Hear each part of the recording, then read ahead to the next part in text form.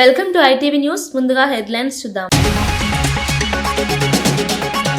తెలంగాణ ప్రాజెక్టులకు త్వరగా అనుమతులు మంజూరు చేయాలని కోరిన ముఖ్యమంత్రి. ఎన్నికల సమయంలోనే రాజకీయాలు చేయాలన్న రేవంత్ రెడ్డి. ఆర్థికంగా ఎదిగిన దేశంగా భారత్ను అభివృద్ధి చేసేందుకు కేంద్రం కృషి చేస్తోందన్న సీఎం. రైతుల సంక్షోభంపై కేటీఆర్ ఆవేదన. ప్రభుత్వ వైఖరిపై మండిపాటు. పత్తి రైతుల సమస్యలు తీవ్రంగా పెరిగాయని కేటీఆర్ వ్యాఖ్య. రైతుల పట్ల ప్రభుత్వాల నిర్లక్ష్యం దారుణమన్న కేటీఆర్. రైతు బాగుపడితేనే దేశం బాగుపడుతుంది అని కేటీఆర్ కీలక సందేశం. పత్తి రైతుల పీడపై హరీష్ ఫోకస్. ఎనుమామల మార్కెట్లో హరీష్ పరిశీలన. రైతు సమస్యలపై హరీష్ ఆవేదన. పత్తి ధరలపై హరీష్ ప్రభుత్వాన్ని ప్రశ్న.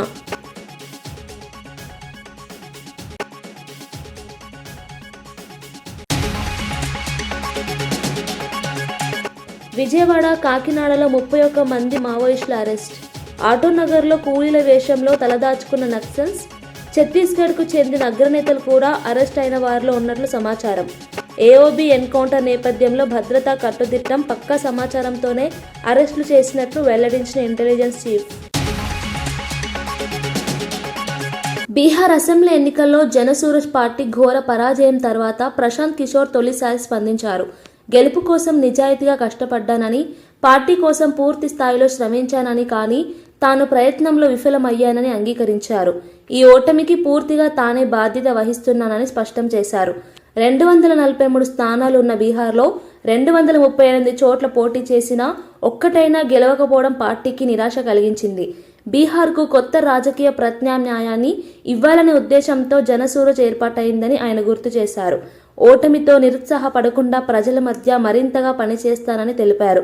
రాజకీయాల్లో విజయాపజయాలు సహజమని, కానీ ప్రజల నమ్మకం సంపాదించే వరకు తన ప్రయాణం కొనసాగుతుందని చెప్పారు.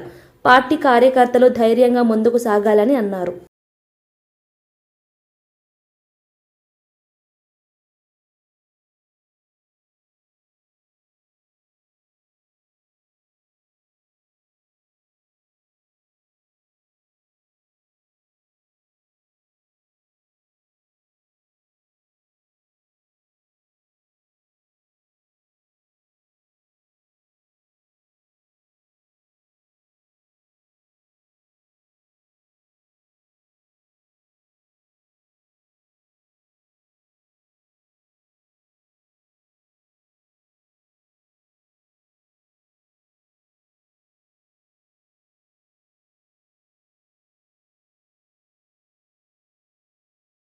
తిరుమల శ్రీవారిని ప్రముఖులు దర్శించుకోవడంతో ఆలయ ప్రాంగణం సందడిగా మారింది.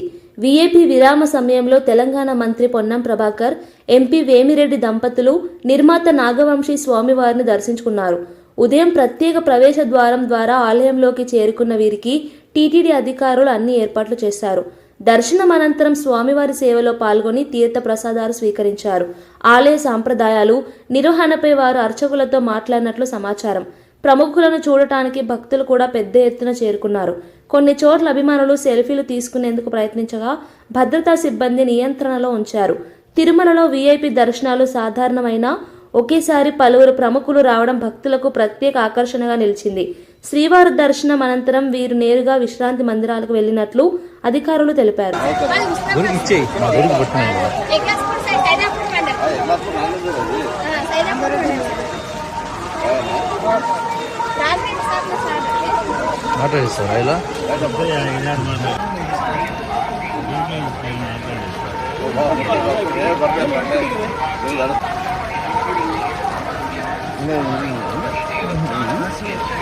వరంగల్ ఎనుమాముల మార్కెట్ను మాజీ మంత్రి బీఆర్ఎస్ ఎమ్మెల్యే హరీష్ రావు సందర్శించారు.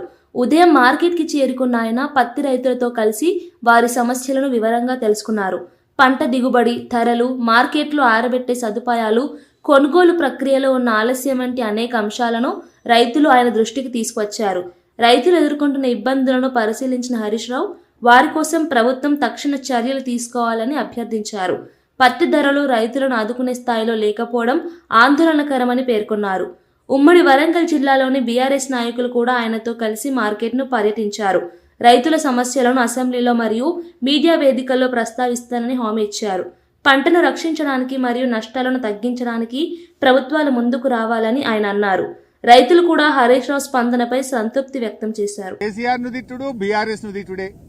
మీరు ఎన్నడన్నా పత్తిరై ఎందుకు గొంటలేరు అని పార్లమెంట్ లో 8 మంది కాంగ్రెస్ ఎంపీలు నిలదీశారా, ప్రశ్నించారా? కాంగ్రెస్ ప్రశ్నించదు, బీజేపీ అడగదు. ఇవాళ బీజేపీ ప్రభుత్వము బడా బడా పారిశ్రామికవేత్తలకు 1,00,000 కోట్ల రూపాయల రుణమాఫీ చేశారు, 1,00,000 కోట్లు మాఫీ చేశారు. మరి మా రైతులకు ఎందుకు చేయరు? బీజేపీ ప్రభుత్వం 1,00,000 కోట్లు బడా పారిశ్రామికవేత్తలకు మాఫీ చేశారు, మా పేద రైతులకు ఎందుకు చేయరు? ఇలా పత్తి పండించేది ఎక్కువ గిరిజన రైతులు, బీసీ రైతులు, దళిత రైతులు, పేద వర్గాల రైతులే పత్తి పండిస్తూ ఉంటారు. ఇలా కేంద్ర ప్రభుత్వం ఎట్లుందంటే విదేశాల నుంచి పత్తి దిగుమతి చేసుకుంటే అక్కడ మాత్రం నిబంధనలు సవరించి 11% ఏదైతే పత్తి మీద ట్యాక్స్ ఉండనో దాన్ని రద్దు చేశారు. దిగుమతి సుంకాన్ని రద్దు చేసి విదేశాల నుంచి ఇబ్బడి ముబ్బడిగా పత్తిని భారతదేశంలోకి తెస్తా ఉన్నారు. దాంతో పత్తికి, మన రైతులు పండించిన పత్తికి డిమాండ్ తగ్గింది. వ్యాపారస్తులు కొనడం లేదు. 8,100కు అమ్మాల్సిన పత్తి వ్యాపారస్తులు 5,000-6,000కు కూడా కొంటలేరు. ఏమైందయ్యా అంటే మోడీ గారి ప్రభుత్వం విదేశాల నుంచి పత్తిని తెస్తా ఉంది, దిగుమతి సుంకాన్ని రద్దు చేసింది బీజేపీ ప్రభుత్వం. అందువల్ల పత్తికి డిమాండ్ లేదు, మేము కొనలేము అని వ్యాపారస్తులు చెప్తా ఉన్నారు. గ్లోబ్ ట్రాటర్ ఈవెంట్లో దర్శకుడు రాజమౌళి చేసిన వ్యాఖ్యలు పెద్ద వివాదానికి దారితీశాయి. హనుమంతుడిపై ఆయన చేసిన వ్యాఖ్యలు హిందువుల మనోభావాలను దెబ్బతీశాయని రాష్ట్రీయ వానర సేవ సభ్యులు ఆరోపించారు. ఈవెంట్లో మాట్లాడుతున్నప్పుడు చేసిన వ్యాఖ్యలతో దేవతలపై అవమానకర వ్యాఖ్యలు చేయడం సరికాదని వారు అన్నారు. హిందూ సంప్రదాయాలు, ఆధ్యాత్మికత, దేవతల పురాణ మహిమాన్వితతకు విరుద్ధంగా ఉన్న వ్యాఖ్యలు ప్రజలను బాధించాయని వానర సేవ సభ్యులు పేర్కొన్నారు. రాజమౌళి వెంటనే క్షమాపణ చెప్పాలని వారు డిమాండ్ చేశారు. ఈ సందర్భంగా జగన్ ఫౌండేషన్ ముందు ఆందోళన చేపట్టి రాజమౌళి ఫోటోలకు నల్ల రంగు పూసి నిరసన తెలిపారు. ఈ వ్యాఖ్యలపై సోషల్ మీడియాలో కూడా చర్చలు వేడెక్కాయి. కొందరు రాజమౌళిని సమర్థిస్తుండగా మరికొందరు హిందూ భావాలను గాయపరిచే విధంగా వ్యాఖ్యానించకూడదని వ్యాఖ్యానిస్తున్నారు. ఈ వివాదం ఇంకా పెరిగే అవకాశం ఉందని భావిస్తున్నారు. రాజమౌళి हिंदुओं के नाम पे मूवी बनाता है और हिंदुओं के नाम से रुपए कमाता है और हिंदुओं को ही गाली गलौज करता है। गत समय में उसने कई बार हिंदुओं के बारे में अपशब्द कहे हैं, उसने कई बड़े बड़े मूवी बनाए और अभी भी यही कर रहा है कि चीप पॉलिटिक्स के लिए वो हिंदुओं के नाम का इस्तेमाल करके भगवान को अपजनक शब्दों का इस्तेमाल करते हुए अपने चीप पब्लिसिटी करना चाहता है। हमारी राष्ट्रीय वानर सेना इसका खंडन करती है। वो इमीडिएटली अखंड भारत के हिंदू लोगों से क्षमापना मांगे, अन्यथा पूरे भारतवर्ष में राजमौली के खिलाफ मुकदमे दर्ज किए जाएंगे। जय गौ माता, जय श्री राम, जय राष्ट्रीय वानर सेना। ఆంధ్రప్రదేశ్లో ఇంటెలిజెన్స్ మరియు ఆక్టోపస్ బృందాలు సంయుక్తంగా చేసిన ఆపరేషన్లో భారీగా మావోయిస్టులను అదుపులోకి తీసుకున్నట్లు ఎస్పీ విద్యాసాగర్ వెల్లడించారు. ఈ ఆపరేషన్లో హిడ్మా దళానికి చెందిన 28 మంది మావోయిస్టులు అరెస్ట్ అయ్యారు. వీరిలో 21 మంది మహిళలు ఉండటం ప్రత్యేక విషయం. పక్కా సమాచారం ఆధారంగా పలు ప్రాంతాల్లో ఒకేసారి దాడులు నిర్వహించగా మావోయిస్టులు ఇతర రాష్ట్రాల నుంచి ఇక్కడికి చేరుకొని దాడులకు పన్నాగం పన్నుతున్నారని పోలీసులు గుర్తించారు. వారి వద్ద నుంచి పలు డిజిటల్ పరికరాలు, పేలుడు పదార్థాలు, కమ్యూనికేషన్ పరికరాలు స్వాధీనం చేసుకున్నట్లు అధికారులు తెలిపారు. మరోవైపు ఈ ఆపరేషన్తో సంబంధం ఉన్న ప్రాంతాల్లో పోలీసులు కూంబింగ్ తీవ్రతను పెంచారు. కొన్ని చోట్ల ప్రతిఘటన ప్రయత్నాలు జరిగినప్పటికీ పోలీసులు పరిస్థితిని అదుపులోకి తెచ్చారు. ఆపరేషన్ విజయంతో మావోయిస్టుల నెట్వర్క్ బలహీనపడిందని అధికారులు పేర్కొన్నారు. అదేవిధంగా వాళ్ళకి సంబంధించిన వస్తువులు అవి కూడా డిస్టర్బ్ చేయకుండా అలానే ఉంచడం జరిగింది. టీమ్స్ అన్నీ వచ్చినాయి కాబట్టి వాటిని 1 by 1 మేము చెక్ చేసి దాంట్లో ఏమన్నా బాంబులు ఉన్నాయా, లేకపోతే ల్యాండ్ మైన్స్ ఏమైనా ఉన్నాయా, ఎమ్యునిషన్ ఎంత ఉంది, వెపన్స్ ఏమున్నాయి, ఏ విధమైన ఉన్నాయి అన్నవి కూడా మేము గమనిస్తాం. అంటే మనకుండే ఫైర్ పవర్తో పోల్చుకుంటే వాళ్ళది ఏం పెద్ద ఇదేం కాదండి. ఇక్కడ షెల్టర్ జోన్లో ఉన్నారు కాబట్టి ఐ డోంట్ థింక్ వాళ్ళు యాంటిసిపేట్ చేయలేదు. మార్నింగ్ మేము కూడా చాలా షార్ట్ స్పాన్లో వచ్చి స్విఫ్ట్ ఆపరేషన్ చేసుకుని వెళ్తాం. సార్ 15 రోజుల నుండి వాళ్ళు ఇక్కడ ఉంటా ఉన్నారు. సార్ 15 రోజులు ఇక్కడ ఉంటా ఉన్నారు కదా వాళ్ళు. ఇప్పుడు దాకా పోలీసులకు అనుకోవాలి, మీరు నిఘా వైఫల్యం అనుకోవాలా? నిఘా బాగా పనిచేస్తుంది కాబట్టి పట్టుకోగలేం కదా. అదే చూడాలి. 15 రోజులు మీరు ఎలా చెప్తారు? మీకు తెలుసా 15 రోజులు ఫస్ట్ డే నుండి ఉన్నాం. మీకు ఇన్ఫర్మేషన్ ఉంటే మీరు రండి, మేము విచారించి తెలుసుకుంటాం. సార్ ఏపీలో ఎన్ని చోట్ల డంప్స్ ఉన్నట్లు కానీ ఆ డైరీలో ఎటువంటి టోటల్ ఒక్క నిమిషం. టోటల్గా మనం ఈరోజు ఓవరాల్గా 5 జిల్లాల్లో ఈ ఆపరేషన్ అనేది ప్యారలల్గా జరుగుతుంది. నా జిల్లాకు సంబంధించి మేము చెప్పాము. Other districts as and when those operations are completed they will give similar press meet. Sir morning మీరు అటాక్ చేసినప్పుడు వాళ్ళు ఏమైనా రేపు ప్రతిఘటించడం ఏమైనా జరిగిందా రేపు సార్? చెప్తాను. అంటే మార్నింగ్ బిల్డింగ్కి వెళ్ళిన టైంలో ప్రతిఘటించడం కానీ అంటే చూడండి, మన దగ్గర ఉండే వెపన్స్తో పోల్చుకుంటే, మన దగ్గర ఉండే ప్రొఫెషనల్ టీమ్తో పోల్చుకుంటే, those people are from Chhattisgarh, they are relatively new, చాలామంది కూడా. దాంట్లో అదే అండి, అది మనం ఒకసారి విచారిస్తే అండి, వాళ్ళ పేర్లు అవి తీసుకోవాలి, డేటాబేస్లో చెక్ చేయాలి, వాళ్ళ మీద ఇంకా ఏమేమి వాటిలో ఇన్వాల్వ్ అయ్యారా లేదా అన్నది కనుక్కోవాలి. That's a long process, it takes more than a full day. అది ఎక్కడండి ఎయిర్పోర్ట్ సమీపంలో? సార్ అంటే సిద్దిపేటలో సర్దార్ వల్లభాయ్ పటేల్ 150వ జయంతి సందర్భంగా ఘనంగా ఎక్తే ర్యాలీ నిర్వహించారు. ప్రభుత్వ బాలుర జూనియర్ కళాశాల నుంచి ప్రారంభమైన ఈ ర్యాలీ ప్రభుత్వ డిగ్రీ కళాశాల వరకు సాగింది. విద్యార్థులు జాతీయ ఐక్యత నినాదాలతో ముందుకు సాగగా వారి జోరును చూసిన అధికారులు ప్రశంసించారు. ఈ కార్యక్రమానికి మెదక్ ఎంపీ మాధవనేని రఘునందన్ రావు, జిల్లా అదనపు కలెక్టర్ అబ్దుల్ హమీద్, పలు ప్రభుత్వ అధికారులు, విద్యార్థులు పెద్ద సంఖ్యలో పాల్గొన్నారు. సర్దార్ పటేల్ దేశ సమగ్రత కోసం చేసిన సేవలను గుర్తు చేస్తూ ఎంపీ రఘునందన్ రావు మాట్లాడుతూ ఆయన తీసుకున్న నిర్ణయాలు ఆధునిక భారత నిర్మాణానికి పునాదిగా నిలిచాయని తెలిపారు. యువత పటేల్ సిద్ధాంతాలను అనుసరించి దేశం కోసం పనిచేయాలని సూచించారు. శాంతియుతంగా సాగిన ఈ ర్యాలీ ప్రజల్లో దేశభక్తిని మరింత పెంచింది.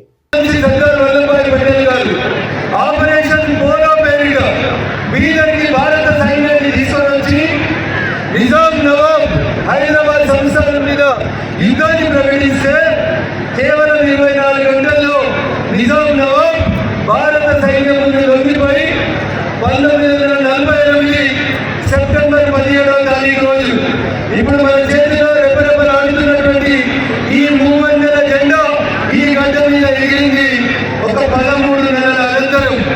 అట్లా ఎవరైతే ఈ దేశ సమగ్రతకి వ్యతిరేకంగా మాట్లాడినో, ఈ దేశంలో కర్మని చెప్పినో, వాళ్ళందరి మెడలు వంచి ఈ భారతదేశాన్ని ఏక్ భారత్గా నిలిపినటువంటి నాయకుడు గౌరవనీయులు సర్దార్ వల్లభాయ్ పటేల్ గారు.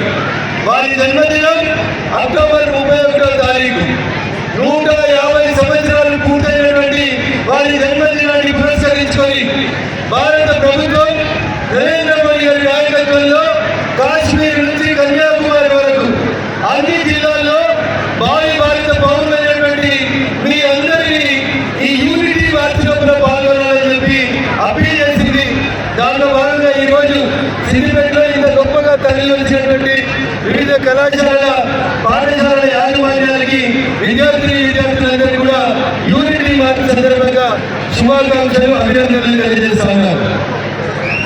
ఇప్పటి తర్వాత ఈ దేశంలో ఈ మధ్య కాలంలో మనం అందరం చూస్తా ఉన్నాం, ఈ దేశాన్ని విచ్ఛిన్నం చేయాలని కొంతమంది చదువుకున్నటువంటి మూర్ఖులు తెల్లకోట వేసుకొని ఆపదలో ఉన్న ప్రాణాలు కాపాడాల్సినటువంటి డాక్టర్లు కొంతమంది వెలవ పనిచేస్తూ ఈ దేశాన్ని విచ్ఛిన్నం చేయాలనేటువంటి కొన్ని కుట్రలు చేస్తా ఉన్నారు. మన భారతదేశం ఏక భారత్ శ్రేష్ఠ భారత్గా నిలవాలని, ప్రపంచంలో దేశం నెంబర్ 1గా మారాలని, ఏక భారత్ శ్రేష్ఠ భారత్తో పాటు మన దేశానికి స్వతంత్రం వచ్చినటువంటి 1947 నుంచి 100 సంవత్సరాలకి 2047కి మేమంతా రిటర్న్ జర్నీలో ఉంటాం. అప్పటికి ఈ దేశం మీరే, భావి భారత పౌరులు మీరే. కాబట్టి 2047కి నా దేశం వికసిత భారత్గా నిలబడాలని నరేంద్ర మోడీ గారి సంకల్పాన్ని మీరందరూ ముందుకు తీసుకెళ్లాలని, ఆ లక్ష్య సాధనలో భాగంగా ఈ రోజు ప్రారంభించినటువంటి యూనిటీ మార్చ్లో మీరందరూ కూడా దయచేసి భావి భారత పౌరులుగా గొప్ప నిబద్ధతతో మన దేశాన్ని ముందుకు నడిపేటువంటి మంచి నాయకులుగా మీరందరూ ఎదగాలని మనస్ఫూర్తిగా కోరుకుంటూ ఈ కార్యక్రమాన్ని ఇంత గొప్పగా ఏర్పాటు చేసినటువంటి మహిళాబాద్ జిల్లా కన్వీనర్ గారు మిత్రుడు రంజీత్ గారికి, ఈ కార్యక్రమంలో పాల్పంచుకుంటున్నటువంటి జిల్లా అదనపు కలెక్టర్ గారికి, వేదిక మీద ఉన్నటువంటి అడ్వకేట్ మిత్రులు, డాక్టర్లు, వివిధ ఆర్గనైజేషన్లు, టీఎన్జీఓలు, ఇతర రాజకీయ పార్టీలకు సంబంధించినటువంటి పెద్దలు, ఉపాధ్యాయ యూనియన్లకు సంబంధించినటువంటి మిత్రులు అందరికీ పేరు పేరుగా నమస్కారాలు తెలియజేస్తూ ఈ ర్యాలీని ముందు కొనసాగించే కంటే ముందు మీరు మేమందరం కలిసి ఒక ప్రతిజ్ఞ చేయాలి. పత్తి రైతులు ఎదుర్కొంటున్న సంక్షోభంపై కేటీఆర్ తీవ్ర ఆవేదన వ్యక్తం చేశారు. కేంద్ర, రాష్ట్ర ప్రభుత్వాలు రైతుల కష్టాలపై దృష్టి పెట్టకుండా దున్నపోతుపై వాన పడ్డట్టుగా వ్యవహరిస్తున్నాయని విమర్శించారు. పత్తి ధరలు పడిపోవడం, మార్కెట్ అస్థిరత, వ్యవసాయ వ్యయాలు పెరుగుతున్న సమయంలో రైతులకు ప్రభుత్వాలు తగిన భరోసా ఇవ్వలేకపోవడం విచారకమన్నారు. ఎన్నికలు, రాజకీయాలు చేసుకోవడమే రాష్ట్ర ప్రభుత్వానికి ప్రాధాన్యమై రైతుల సమస్యలు పక్కన పడ్డాయన్నారు. రైతుల పట్ల గుండెల నిండా ప్రేమ ఉన్న నాయకుడుంటేనే ఈ పరిస్థితులు మారతాయని కేటీఆర్ చెప్పేశారు. ఇలాంటి నాయకులు గెలవకపోతే రైతు జీవితాల్లో మార్పు రావడం కష్టమని అన్నారు. రైతుల కోసం నిరంతరం కృషి చేసే నాయకత్వం అవసరమని, ప్రభుత్వాలు తక్షణ చర్యలు తీసుకోవాలని ఆయన డిమాండ్ చేశారు. రైతు బాగుపడితేనే దేశం బాగుపడుతుందన్న సందేశం ఇచ్చారు. అడగడు, ఆయన ఇయ్యడు. మరి కొనుడు కూడా ఈయన కొనుగోలు చేసాడికి పంపించాలి. వీళ్ళు అడగారు, ఆయన కొనడు. ధర రాదు. బోనస్ ఇస్తా అన్నాడు ఎలక్షన్లకు ముందు, యాదికుందా? సోయాకి ఇస్తా అన్నాడు బోనస్, పత్తికి ఇస్తా అన్నాడు బోనస్, వడ్లకి ఇస్తా అన్నాడు బోనస్. వచ్చినాయా మన ఎవరికన్నా బోనస్? బోనస్ బోగస్ అయింది. రుణమాఫీ రాదు, రైతు బంధు రాదు, కరెంటు కూడా రాదు. ఆఖరికి కష్టపడి పండిస్తే పంట కొనేటోడు కూడా లేడు. అందుకే మీరు ఒక్కటే యాది పెట్టుకొని, కడుపులో రైతు మీద ప్రేమ ఉండి, గుండెల నిండా రైతు అనే ఒక అభిమానం ఉన్నోడే నాయకుడైతేనే రాష్ట్రం బాగుంటుంది తప్ప ఇసంటోళ్లతో కాదు. కానీ వీళ్ళ మెడలు వంచాలంటే తప్పకుండా మనం కదలాలే. 7 క్వింటాళ్ళు అనే తప్పుడు విధానాన్ని మార్చుకొని 13 క్వింటాళ్ళు ఖచ్చితంగా కొనుగోలు చేయాలనేది మనందరి డిమాండ్. తెలంగాణ రాష్ట్ర అభివృద్ధిని వేగవంతం చేయడానికి 2047 నాటికి $3 ట్రిలియన్ ఎకానమీ లక్ష్యంగా ప్రభుత్వం ముందుకు సాగుతోందని సీఎం రేవంత్ రెడ్డి వెల్లడించారు. డిసెంబర్ 9న ఈ విజన్ డాక్యుమెంట్ను అధికారికంగా ప్రజలకు విడుదల చేయనున్నట్లు తెలిపారు. హైదరాబాద్ను గ్లోబల్ హబ్గా అభివృద్ధి చేయడానికి కేంద్ర ప్రభుత్వం కూడా సహాయం చేయాలని ప్రత్యేకంగా విజ్ఞప్తి చేసినట్లు చెప్పారు. ముఖ్యంగా ఇన్ఫ్రాస్ట్రక్చర్ విస్తరణ, మెట్రో కనెక్టివిటీ, ఐటీ రంగంలో పెట్టుబడులు, స్టార్టప్ ఇన్నోవేషన్ పరంగా తెలంగాణ దేశంలోనే ఆధిక్యం సాధించాలన్నదే ప్రభుత్వ లక్ష్యమని పేర్కొన్నారు. భవిష్యత్ తరాలకు ఉత్తమ అవకాశాలు కల్పించేందుకు పాఠశాలల నుంచి ఉన్నత చదువుల వరకు డిజిటల్ మార్పులు తీసుకురానున్నట్లు తెలిపారు. తెలంగాణ దేశానికి ఆదర్శ రాష్ట్రంగా కొనసాగాలని, ప్రతి రంగంలో పురోగతే తమ దిశ అని సీఎం స్పష్టం చేశారు. ఈ కార్యక్రమంపై ప్రజల్లో పెద్ద ఎత్తున ఆసక్తి నెలకొంది. हैदराबाद अंबेडकर खुद ने सेकंड कैपिटल के लिए प्रपोज किया था. मैं ये नहीं कह सकता हूँ सेकंड कैपिटल बना दो, मगर इंफ्रास्ट्रक्चर तो वो लेवल पे देना ही पड़ेगा. जितना आप दिल्ली में फोकस कर रहे हैं, जितना आप अहमदाबाद में सबरमती रिवर फ्रंट बनाने के लिए जितना फोकस कर रहे हैं, हमारा मूसी रिवर डेवलपमेंट फ्रंट के लिए भी आपके मदद बहुत ज़रूरी है. मुझे उम्मीद है आपसे हमको सब कुछ मदद मिलने वाला है. हम ये हैदराबाद शहर को, we are in IT, we are in pharma. Now 70% of GCs have come to Hyderabad. Why? Because of my infrastructure, because of my working culture, because of knowledge hub, educational institutes like ISB, like Nalsar, Law University, IIT Hyderabad. I have 175 engineering colleges. Every year I am producing almost 110,000 engineering students from my state. My people are working in Silicon Valley. Today Silicon Valley is mine. If I say something, it is going to reflect in Silicon Valley in US. We are contributing like anything in US economy. Why can't Indian economy? हम आपके साथ काम करने के लिए तैयार है. जब चुनाव आएंगे हम चुनाव लड़ेंगे. जब राजनीति करना है, चुनाव के समय पर हम राजनीति करेंगे. उसके आगे हम राजनीति में पॉलिटिकल स्टेटमेंट्स ऐसा कुछ हमारे तेलंगाना राज्य के तरफ से मैं वादा करना चाहता हूं. हमको कोई ले హైదరాబాద్ సిపి సజ్జనార్ను పలువురు మహిళా జర్నలిస్టులు కలిసి సోషల్ మీడియాలో జరుగుతున్న తీవ్రమైన ట్రోలింగ్పై ఫిర్యాదు చేశారు. వ్యక్తిగతంగా, వృత్తిపరంగా అవమానకర వ్యాఖ్యలు చేస్తూ తమను లక్ష్యంగా చేసుకుంటున్నారని, ఇటువంటి అక్రమ కార్యకలాపాలను అడ్డుకోవాలని విజ్ఞప్తి చేశారు. మహిళలపై ఆన్లైన్ వేధింపులు పెరుగుతున్న నేపథ్యంలో కఠినమైన చర్యలు తీసుకోవాలని కోరారు. సిపి వారి సమస్యలను శ్రద్ధగా విని వెంటనే సైబర్ క్రైమ్ విభాగంతో చర్చించి అవసరమైన చర్యలు తీసుకుంటామని హామీ ఇచ్చారు.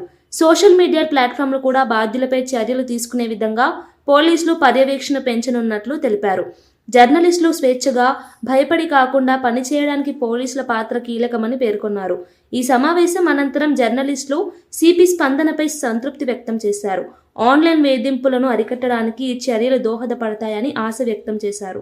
ఎన్ని రకాలుగా అంటారో అన్ని రకాలుగా సో అలాంటి వాళ్ళకి గట్టిగా ఒక్కసారి మీరు రెస్పాండ్ అయ్యి మాట్లాడి యాక్షన్ తీసుకోగలిగితే వీళ్ళందరూ ఎట్లయితే బెట్టింగ్ యాప్స్ ఇప్పుడు ఎవరు చేయట్లేదో అలాంటి సిచ్యువేషన్ ఇక్కడ రావాలి అనేది మా అందరి. మీరు చూడండి సార్, అంటే ఇప్పుడు ఏ క్రియేటర్ చేయట్లేదు మేడం, బెట్టింగ్ యాప్స్ ఎవరు చేయట్లేదు. ఓన్లీ బికాస్ ఆఫ్ ఇలాంటి వాళ్ళని పట్టుకుంటే అందరూ ఆగిపోతారు సార్. వాళ్ళు పిరికి వాళ్ళందరూ వాళ్ళు చాలా పిరికి వాళ్ళు సార్. పట్టుకోవడం చెప్పాలి ఏదో చెప్పాడు, ఇతనికి ఇంత రెస్పాన్స్ వచ్చింది కదా, ఇన్ని లైక్స్ ఇంత వ్యూయర్షిప్ వచ్చింది కదా, అందువల్ల ఇంకా 10 మంది సార్ అవన్నీ నేను ఇవ్వట్లేదు. పర్టికులర్ గా షేర్లు విపరీతంగా చేస్తున్నారు సార్. అంటే మ్యూజిక్ మాటలు ఎంత ఎక్కువ ఉంటే అంత షేరింగ్ అవుతా వస్తుంది. ఈజీగా ఫేమ్ లోకి రావచ్చు. అండ్ అల్గారిథం ని కూడా యూజ్ చేసుకుంటున్నారు. సో నాకుండే ఫాలోవర్స్ నా ఫోటో చూపించడం, నా ట్యాగ్స్ వాడడం ద్వారా ఎక్కువ మంది అల్గారిథం సపోర్ట్ చేస్తుంది. నన్ను ఫాలో అయ్యే వాళ్ళందరికీ వాడు మాట్లాడే బూతులన్నీ కూడా చూపిస్తుంది algorithm. So they are using algorithm like this. Social మీడియాలో మీరు దీని గురించి ఎట్లా పెడతారో అట్లానే ఈ ఇష్యూ గురించి కూడా ట్వీట్ చేస్తే బాగుంటుంది. చెప్పుతో కొడతాను, నేను బోడి ముందా బూతులు అది తక్కువే.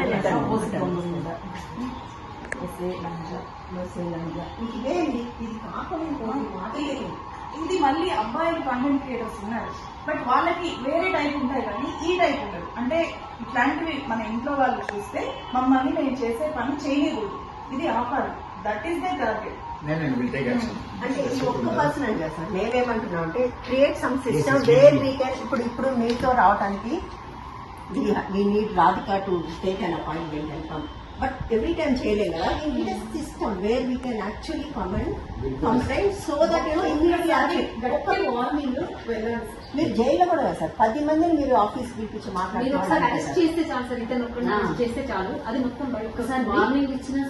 ఇంకోటి మీరు రెగ్యులర్ గా ట్వీట్స్ అవి చేస్తారు కదా సార్, బెట్టింగ్ యాప్స్ కానీ నార్మల్ గా మీరు ట్వీట్స్ చేస్తారు కదా, అట్లా ట్వీట్ మీద కూడా కొంత ఒక ట్వీట్ చేయండి, ఒక వీడియో టైప్ ఏమైనా ఒక ట్వీట్ చేయండి. సార్ టీజింగ్ చేస్తే ఒక అమ్మాయికి ఇబ్బంది సార్. ఇలాంటి సోషల్ మీడియాలో టీజింగ్ వలన చాలా మంది సఫర్ అవుతున్నారు సార్. టీజింగ్ అంటే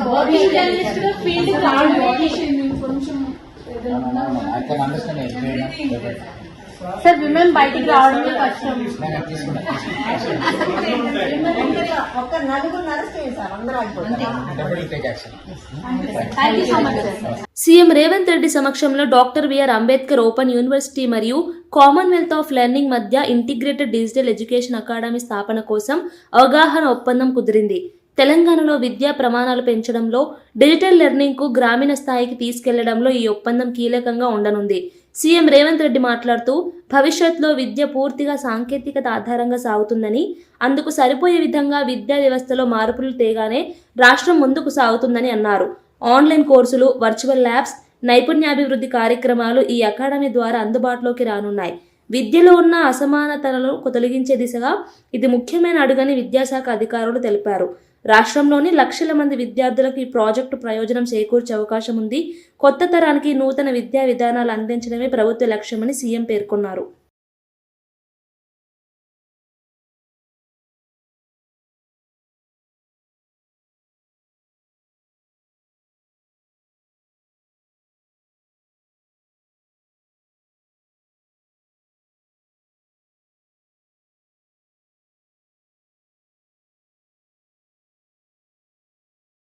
అమరావతిలో జరిగిన మీడియా సమావేశంలో AP biodiversity chairman Neelayapalem Vijay Kumar universal health పాలసీపై మాట్లాడారు. పేదల ఆరోగ్య భద్రత కోసం ప్రభుత్వం తీసుకునే ఈ నిర్ణయం చారిత్రాత్మకమని అన్నారు. ఎకనామిక్ పరిస్థితి ఎలా ఉన్నా ప్రతి కుటుంబం నాణ్యమైన వైద్య సేవలు పొందే అవకాశం ఈ పాలసీ ప్రధాన లక్ష్యమని చెప్పారు. ప్రభుత్వ ఆసుపత్రుల నుంచి ప్రైవేట్ మెడికల్ సదుపాయాల వరకు ఏ పేద కుటుంబమైనా చికిత్స పొందగలగడం ఎంతో సంతోషకరమని పేర్కొన్నారు. ఇన్సూరెన్స్ వస్తుంది, కొంతమంది జర్నలిస్టులకి వాళ్ళ వర్కింగ్ జర్నలిస్టులు వస్తుంది. అట్లాంటి వాళ్ళు మినహాయిస్తే ఏది ఎంప్లాయీస్ హెల్త్ ఇన్సూరెన్స్ వాళ్ళు ప్లస్ జర్నలిస్టులకి ఏదైతే వర్కింగ్ జర్నలిస్ట్ కింద వస్తుందో వీళ్ళు తప్ప మిగతా ప్రతి ఒక్కరికి రాష్ట్రంలో హెల్త్ ఇన్సూరెన్స్ రాబోతుంది. దాదాపు 5 కోట్ల మందికి ఈ ఇన్సూరెన్స్ కవర్ అవబోతుంది. సో ఆదాయంతో సంబంధం లేకుండా ఎక్కువ ఆదాయం ఉన్నా, తక్కువ ఆదాయం ఉన్నా, ఆదాయం లేకపోయినా, వాళ్ళ మాలిన ఆదాయం ఉన్న ప్రతి ఒక్కరికి కూడా 2.5 లక్షల రూపాయలు, ప్రతి ఒక్క కుటుంబానికి కూడా 2.5 లక్షల రూపాయల ఇన్సూరెన్స్ రాష్ట్ర ప్రభుత్వం వస్తుంది. సో సొంత డబ్బు వైద్యం చేయించుకొని సొంత డబ్బు పెట్టుకుంటూ వైద్యం చేయించుకునే వాళ్ళకి ఇది చాలా పెద్ద శుభవార్త. సో ఇప్పటికే ఎన్టీఆర్ వైద్య సేవ కింద ఆ ఫెసిలిటీ పొందుతున్న బీపీఎల్ వాళ్ళకి ఇప్పటికే వస్తున్న 25 లక్షల రూపాయల ఆరోగ్య హెల్త్ ఇన్సూరెన్స్కి ఇది అదనం. ఆంధ్రప్రదేశ్ సార్వత్రిక అంటే జనరల్గా మొత్తం అందరికీ సార్వజనీయమైన ఇన్సూరెన్సు ఆరోగ్య పథకం కింద రాష్ట్రంలోని దాదాపు అందరికీ, దీంట్లో 1-2 వీళ్ళకి లేవు వాళ్ళకు ఉంది అన్న ఇదే లేదు, ఎవరైతే వేరే ఇన్సూరెన్స్ లేకుండా ఉన్నారో అందరికీ కూడా ఈ ఇన్సూరెన్స్ అనేది వర్తిస్తుంది. ఇది ఆరోగ్య సంరక్షణ కావచ్చు, ఆర్థిక రక్షణ కావచ్చు, అందించడానికి గురించిన ఒక మహద్భాగ్యం. సరే, అమరావతిలో మీడియా సమావేశం నిర్వహించిన ఏపీ లిట్ క్యాప్ చైర్మన్ పిల్లి మాణిక్యరావు పరికామనలో జరిగిన సతీష్ హత్యపై కీలక ఆరోపణలు చేశారు. వైసీపీ నేతలు గజదొంగల నెట్వర్క్ను కాపాడేందుకు ఈ హత్య జరిగిందని ఆయన పేర్కొన్నారు. సతీష్ కొన్ని అవకతవకలను వెలుగులోకి తీసుకురావడానికి ప్రయత్నిస్తుండటంతోనే ఆయనను లక్ష్యంగా చేసుకున్నారని మాణిక్యరావు తెలిపారు. హత్య జరిగిన తీరు మునుపటి ఘటనలతో పోలిస్తే అనేక సందేహాలు ఉన్నాయని చెప్పారు. విచారణను రాజకీయ ప్రభావం లేకుండా సిబిఐ చేతిలోకి ఇవ్వాలని డిమాండ్ చేశారు. రాష్ట్రంలో నేరస్తులు పెరుగుతున్నారనే విషయం ఆందోళన కలిగిస్తున్నదని వ్యాఖ్యానించారు. పరికామణిలో జరుగుతున్న చర్యల వెనుక పెద్ద స్థాయిలో లాభాలున్నాయని, వాటిని బయటపెట్టే ప్రయత్నం చేస్తున్న వారిని బెదిరింపులకు గురి చేస్తున్నారని అన్నారు. న్యాయం కోసం పోరాటం కొనసాగిస్తామంటూ మీడియా సమావేశాన్ని ముగించారు. విదేశీ మనీ మొత్తాన్ని కూడా తీసుకొని వెళ్ళిపోతూ కోట్ల రూపాయలు, 100 కోట్లు, 1000 కోట్ల రూపాయలు సంపాదిస్తూ ఉన్నటువంటి పరిస్థితి అందరికీ తెలిసిందే. ఈ సంపాదన చేయటం, ఈ దొంగతనం చేయటం అనేది అక్కడ ఉన్నటువంటి చైర్మన్కి తెలియకుండా, అక్కడ ఉన్నటువంటి ఈవోకి తెలియకుండా జరుగుతుందా? ఇది ప్రశ్న. ఇక్కడ కనుక చూస్తే చాలా రకాలుగా పరిశీలన చేస్తే, విచారణ చేస్తే ఖచ్చితంగా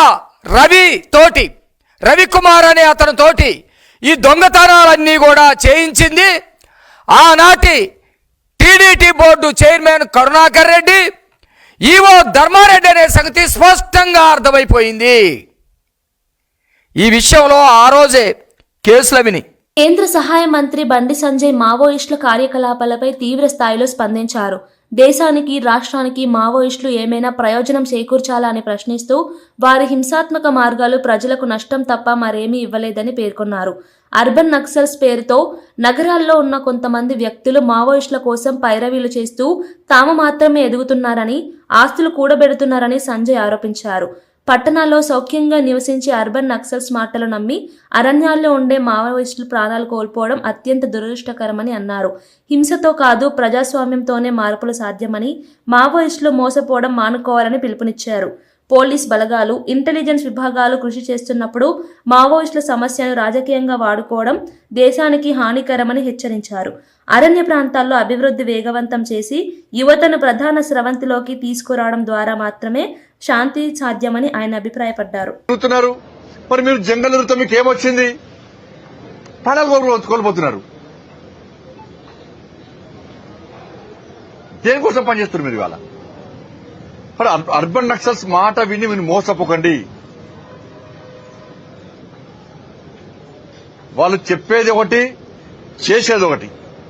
కానీ ఇప్పటికైనా నేను మళ్లీ అప్పీల్ చేస్తున్నా, ఎవరైతే అండర్ గ్రౌండ్ లో ఉన్నారో వాళ్ళందరూ కూడా వాస్తవాలను గ్రహించండి. మీ సిద్ధాంతాన్ని ప్రజలు నమ్మలేరు, అనవసరంగా మీ ప్రాణాలు తీసుకోకండి. బులెటిన్ ముగించే ముందు హెడ్లైన్స్ మరోసారి చూద్దాం. తెలంగాణ ప్రాజెక్టులకు త్వరగా అనుమతులు మంజూరు చేయాలని కోరిన ముఖ్యమంత్రి. ఎన్నికల సమయంలోనే రాజకీయాలు చేయాలన్న రేవంత్ రెడ్డి. ఆర్థికంగా ఎదిగిన దేశంగా భారత్ను అభివృద్ధి చేసేందుకు కేంద్రం కృషి చేస్తోందన్న సీఎం. రైతుల సంక్షోభంపై కేటీఆర్ ఆవేదన, ప్రభుత్వ వైఖరిపై మండిపాటు. పత్తి రైతుల సమస్యలు తీవ్రంగా పెరిగాయని కేటీఆర్ వ్యాఖ్య. రైతుల పట్ల ప్రభుత్వాల నిర్లక్ష్యం దారుణమన్న కేటీఆర్. రైతు బాగుపడితేనే దేశం బాగుపడుతుంది అని కేటీఆర్ కీలక సందేశం. పత్తి రైతుల పీడపై హరీష్ ఫోకస్. ఎనుమామల మార్కెట్లో హరీష్ పరిశీలన. రైతు సమస్యలపై హరీష్ ఆవేదన. పత్తి ధరలపై హరీష్ ప్రభుత్వాన్ని ప్రశ్న.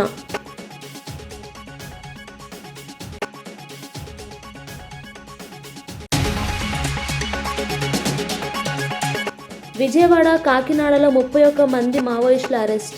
ఆటోనగర్లో కూలీల వేషంలో తలదాచుకున్న నక్సల్స్.